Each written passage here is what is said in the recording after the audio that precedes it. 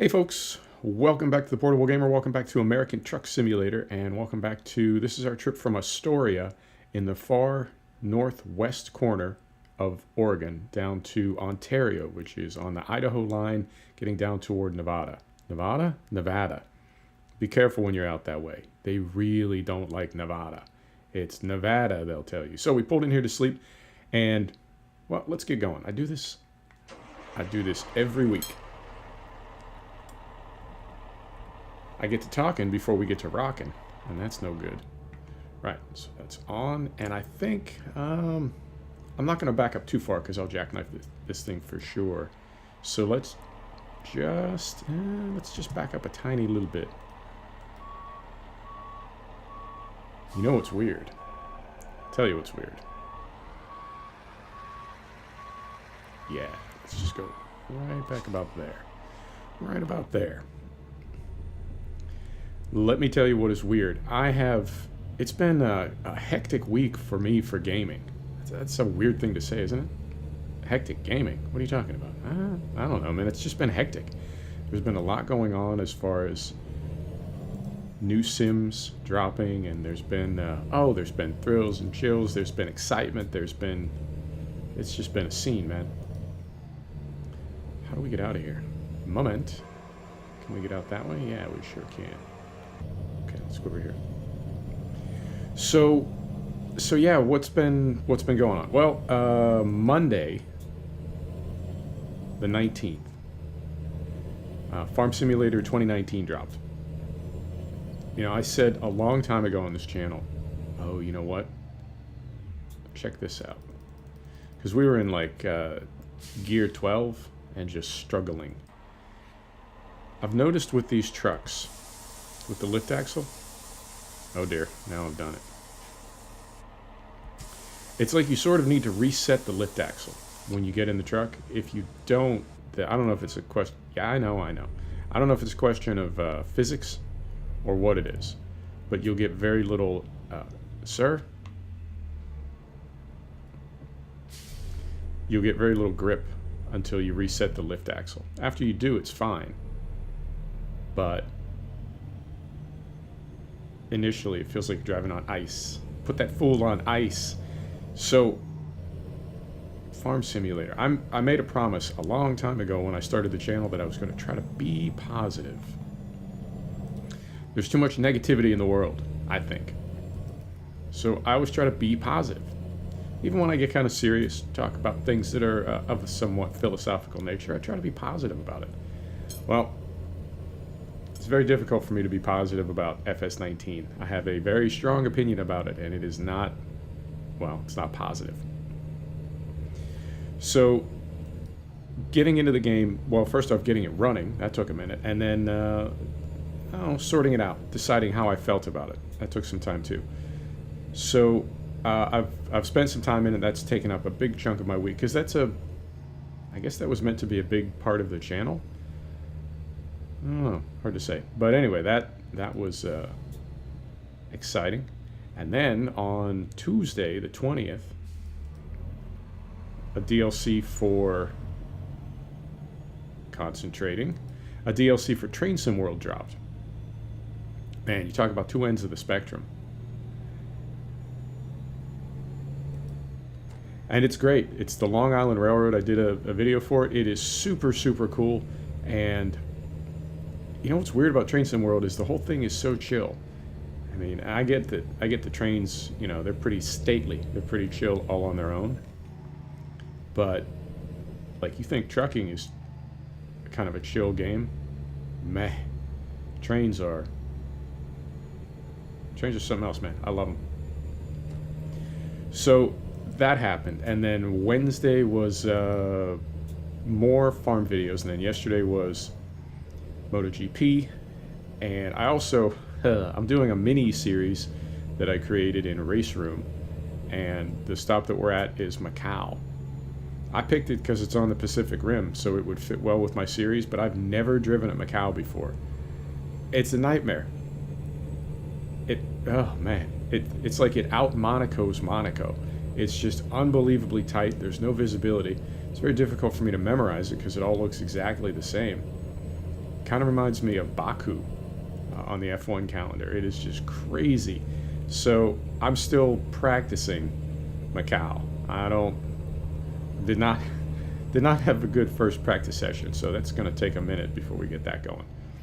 So I don't have a race room race for you today, or yesterday, because you're going to see this on Saturday. So I did that, and then I also cut a final thoughts on Farm Sim 19. I got that all recorded, and I got it rendered, and I actually posted it to, I have a private, well, that's not like I do, everybody does. I have a private, you can post a video to YouTube that's private, and only people that you want to see it can see it. And I took a look, and I had some people take a look, and it was negative. It was sour. I did a longer video, a review of Farm Sim 19 a few days ago, and that was plenty. You know, I didn't need to gild the lily. I didn't need to beat the dead horse. I didn't need to gild the dead horse. You see what I'm saying? I made my point, and I didn't need to make it again. It just sounded like I was piling on and just whining. So deleted that. No need for that. And hopefully we're back to our regular schedule. The next sim that I know of, well, it's not really a sim, it's more of a game. And that sort of leads to the next thing I want to talk about. But the next sim that I know of that's going to drop on the 30th is Ride 3 by the same folks that make MotoGP 18, which is one of my favorite sims. And then from there, the next thing that I see on the horizon is Dirt Rally 2 in February. I don't know if there's anything before then. We're still waiting on Beyond the Baltic Sea, but that's, that'll be done when it's done. I have a feeling that when 1.33 hits the full release, the full retail release, I say retail even though the patches, I get that there's no, you don't have to pay for them, but when I say full retail, I guess I mean when a patch is at the level that if you bought the game on that day, right, like for the first time, that's the patch that would come in. Like if you bought ATS 2 today, for the first time, you would be in 1.32. If you bought it, a month from now, you would be in 1.33. So when the patch gets to the level that it's ready for retail release, to me, that's just the term that I use for it is retail. So I think when 1.33 hits retail, that's when Beyond the Baltic Sea will release. However, I thought the same thing about 1.32, and I was totally wrong. So don't go by what I say. So right, games and sims. I was playing Farm Sim, and I got to thinking about, it's called Farming Simulator. Right now it's Farming Simulator 19. And in the hype up to the release, they said a whole new way to farm. And I suppose technically that's true. It is new. It is a whole new way to farm.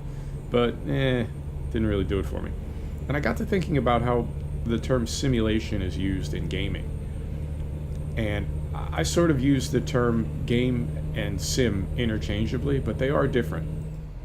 And what I finally realized, I had me a genuine epiphany. I had me a realization. And this is what I realizationized. If you can use the sim that you're in to practice to do that thing for real, then that's a sim. So iRacing, pro drivers use iRacing to familiarize themselves with tracks. They use Race Room, they use R Factor. I don't think any race teams are using Assetto Corsa or Forza.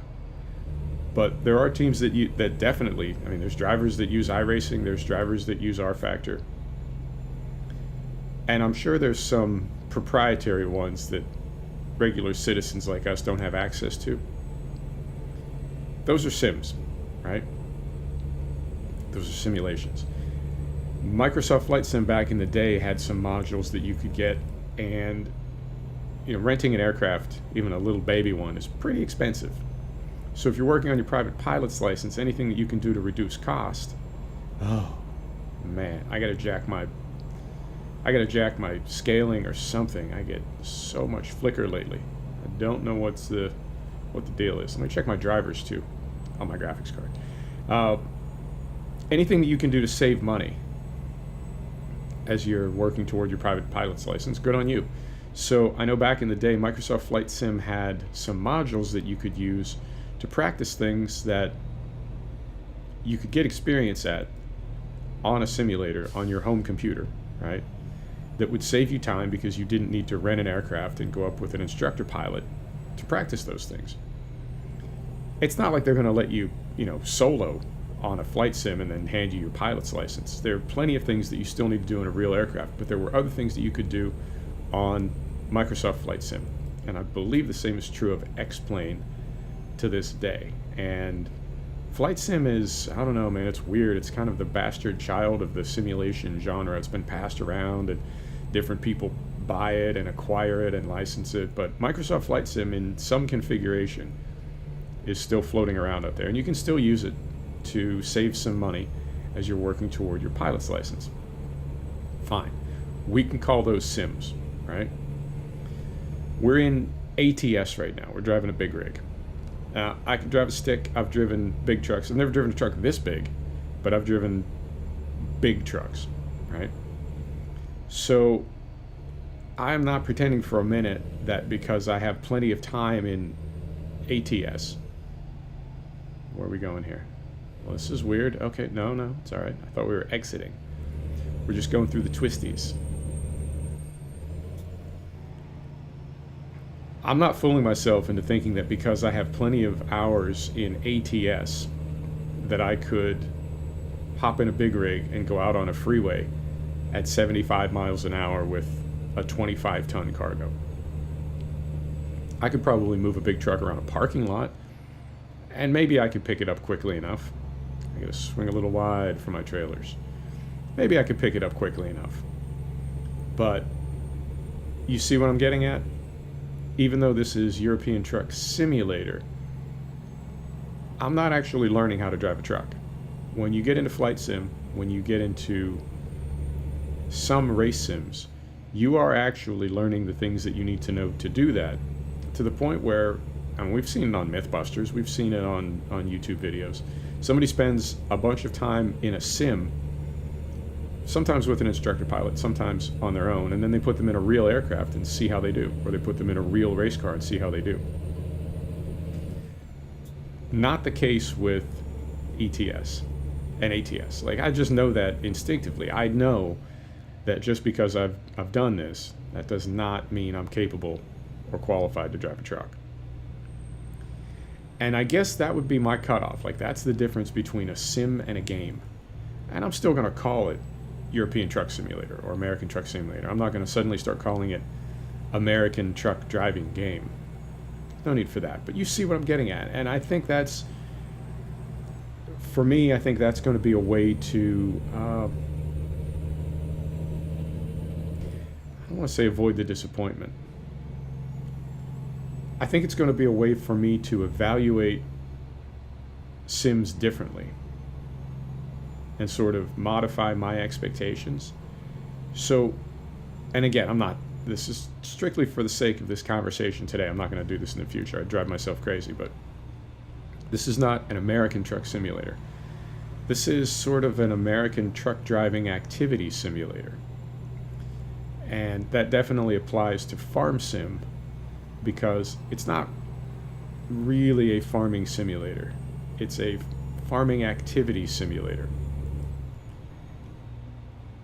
And one of the, as I've been reading about, various threads and people's, I'm not the only one who's disappointed with the game by any means. I wouldn't say it's a flop. I mean, it already sold gold, but it's, there's a little bit of controversy in the community at the moment about Farm Sim. But,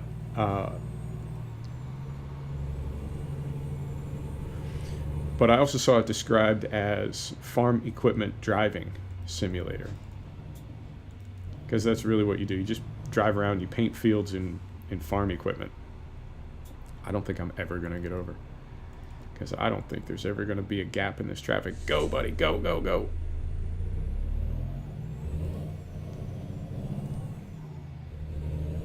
There we go. Concentrating. Okay, we got it. So I think that's an apt description, because what you're doing is really it's not a realistic environment, it's not a simulation environment, and it's not, the activities are not realistic. So really you're just kind of driving around and farm equipment. And maybe that's the goal. Maybe that's their market, is just people that like the idea of driving around in tractors. I personally like the idea of farming, and I modded my FS17 copy so heavily that I feel like it was getting to the point where the management aspect of it, I mean, there was still plenty of driving around in tractors, but the management aspect of it, and using seasons and really planning equipment and planning your budget and trying to handle your money properly and everything else, I feel like that was really, for me, that was a big part of the game. And when we bring it back to this sim that we're in, bring it back to ATS, I don't know how realistic I would want the driving part of this game to be before it was too realistic. I think there needs to be, well, obviously there needs to be some artistic license in any sim other than the ones that you use for actually training for something significant, like flying or driving a race car. Or, I mean, there are real truck simulators that are used for training and testing, and they're extremely realistic. So for those, yes, of course it needs to be realistic. Man, that little glitch box, I don't know where that's coming from under those trucks. I don't know if those are Jazzy Cat trucks. I don't know what is causing that error. It's kind of starting to bug me. I used to see it every now and then. I feel like I'm seeing it a lot now. So there needs to be some artistic license. We need a little bit of wiggle room in our sims, or they wouldn't be fun, right? I've heard all this genre referred to as work simulation. So you can mine for gold, you can do construction, you can drive a truck, you can run a farm. There's some other ones that are escaping my mind at the moment, but you know what I mean. And I've heard them described as work simulators. These are things that people do for a living. And I was in a thread and somebody said, you know, farm sim isn't realistic at all, and they listed some things, and I wrote back, well, hey man, if you really want it to be realistic, if your farm goes broke, the license for your game kicks out and you can't ever use it again, and that's to simulate bankruptcy, and you've lost your farm. And we went back and forth. But of course there is, you know, there needs to be some wiggle room. So I don't know how realistic I would want my truck simulator. There are times when I think, oh yeah, this is so realistic, and then other times I think, no, it's really not.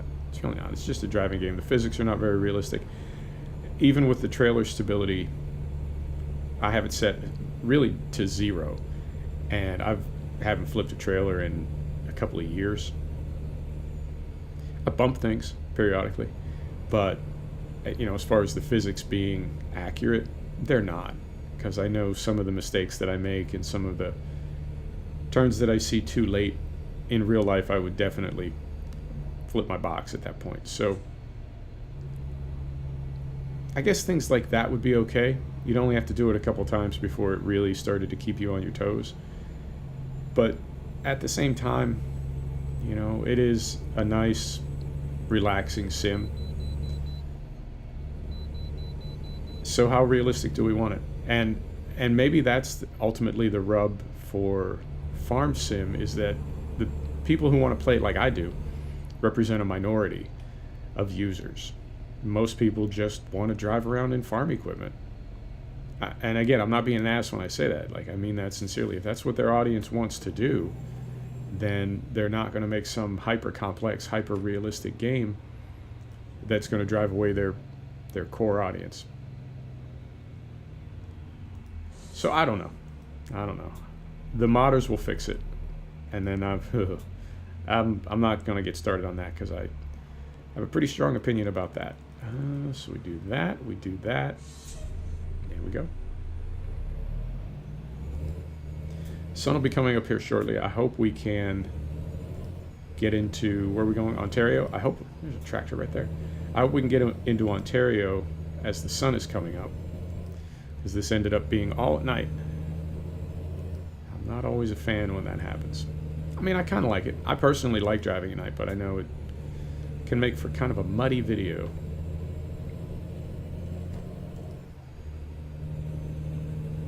Right, so that's all that's going on. It's just been kind of a farming and train driving week. The new DLC for TSW is awesome. And it's weird because it's like one locomotive and one type of rolling stock and one route. But there's a couple things. One is it's a super cool route. It's the Long Island Railroad out of Penn Station. And it's basically just their like their mainline commuter train, right? And there's about 40 miles of track represented. It's kind of it's a little bit complicated on the ends, and then it's super complicated in the middle. But it's just driving out through Long Island, and it's, I don't know, I mean, the Northeast Corridor represents a part of the world that I'm familiar with, but the Long Island Railroad resonates with me. I don't know, something about the scenery, I don't know. And you know, when it comes to work groups and product development teams and project management and that sort of thing, I don't know how companies like Dovetail work. I don't know how they handle their business, is what I'm saying. So I don't know if it's one group that develops all the DLC, or if they have, you know, pods and work groups like some companies do, where every DLC is developed by a different pod. Your pod, your work group works on whatever your project is till it's done, and then you submit it, off it goes, and you get assigned a new one. Some companies do it like that. Some companies, every pod is responsible for a different phase of a project. So you've got, you know, one group goes out and does the research on the real world railroad, and then they take all that data and they hand it off to the next group that does all the modeling, and then they hand it off to the next group, so on and so on. I don't know how Dovetail works. I don't know what model they use, but I do feel sometimes like the different DLC that represent different parts of the world in Train Sim World, I mean, obviously they're different because they represent different parts of the world, but I feel like, you know, you can almost see the stroke of a different artist's brush, is what I'm saying. Like, they just have a slightly different feel to them. And when I notice things like that, I think, man, you are playing too many video games, son. Like, if you're beginning to notice the artist's mark in DLC, you may be gaming a little too much. I might be. I don't know. I might be. But yeah, so that's super cool. That's the Long Island Railroad DLC for Train Sim World. Check it out if you haven't already. It's different. It's definitely different. And I don't know. And it could be because I do spend a lot of time in ATS and ETS, that hopping into Train Sim World, I wouldn't say that it's restrictive, but it's definitely different. Because especially on ETS with Pro Mods, my God, you have all of Europe. You have this massive area, and then you get into Train Sim World, and you have a relatively small area. You know, sort of can't turn left and right. Just go front and back because it's a train. All right, I got you. But it's still, and I get it. Obviously, trains can turn. They just need a little help to do it. But you see what I'm saying? It's a, sir. Oh dear. Oh. Now, see, if it was me, I would have slowed down sooner. I feel like if they haven't slowed down by the time they're like parallel, you know, to the stop traffic, then they're not slowing down, but they fool me every time.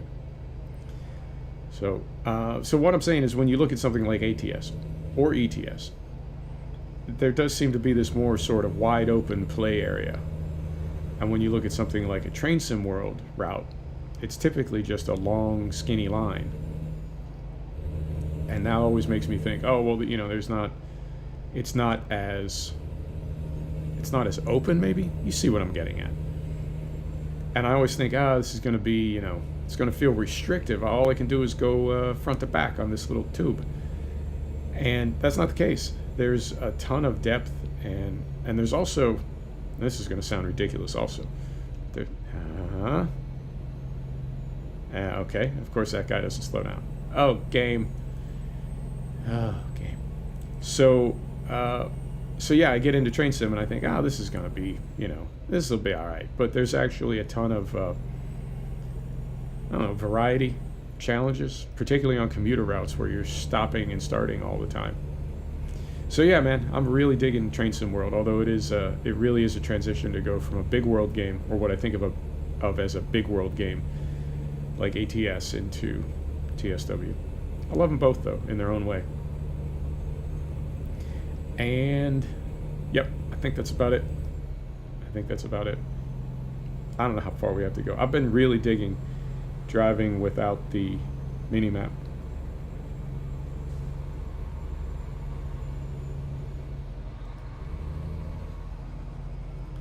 And I know it's also, if I do need to know something, I just tap the button. You know, it's not that big a deal. It's not like it's permanently disabled or anything. And I guess we're here. Wow, that timing worked out.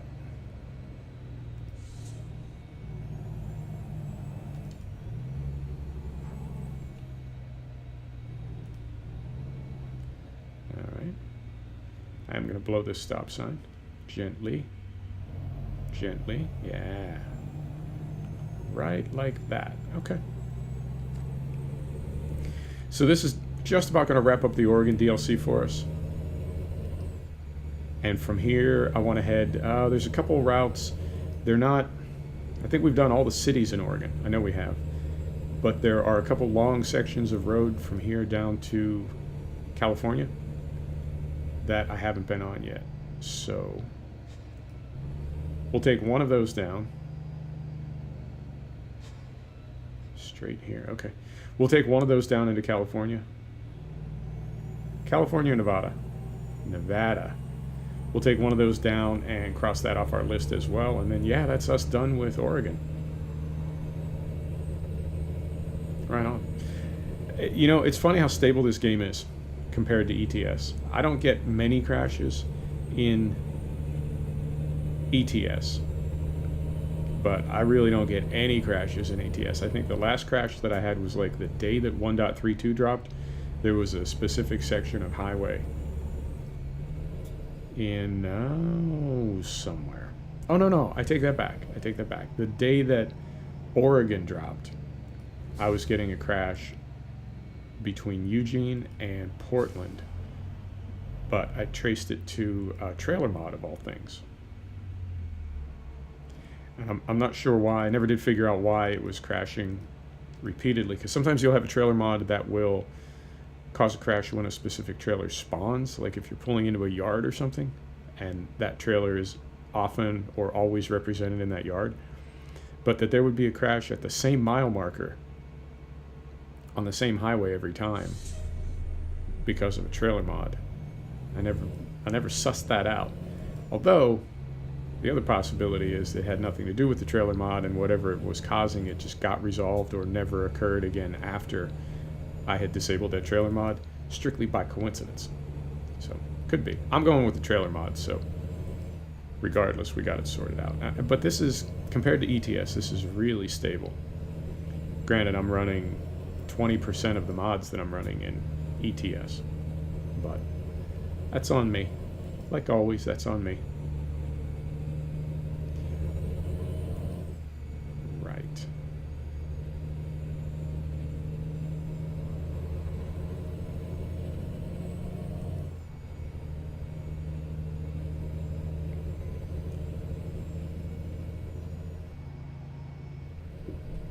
Oh, that's nice. It's a nice view right there. Looks like we're going to the penitentiary. Is that a prison out there?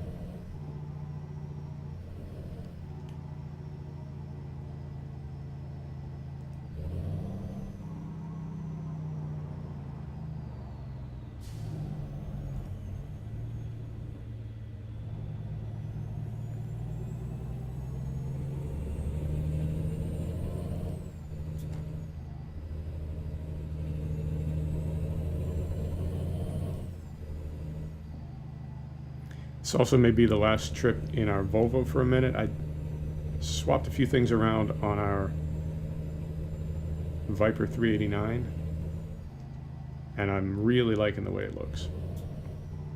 You know, I like my trucks ridiculous but not tacky. I don't like to just put something in every slot that will hold something, you know what I mean? Like if it's got lights all over it, light slots all over it, I don't feel a need to fill them all. It's kind of a specific way I want my trucks to look, and I feel like I finally got that one looking the way I want it to look. So we may drive that next time. And there's also, I forget, there's a couple other trucks that we have not driven for a while. We have not driven our 567, our 378, or our 579. However, our 579 looks a lot like this Volvo. So we may save that. We'll go with the 389 next time, maybe. I'll decide at the last minute, like always. Right, set the brake. Parking lights on. Engine off. Let's see how we did.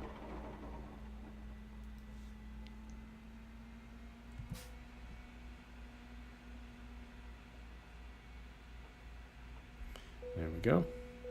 On time, no damage, nice bonus, beautiful. And we're getting there, level 32. Right on, folks. Thanks for stopping back to check out The Portable Gamer. Thanks for joining us for another episode of American Truck Simulator. And we'll see you next time. Take care now.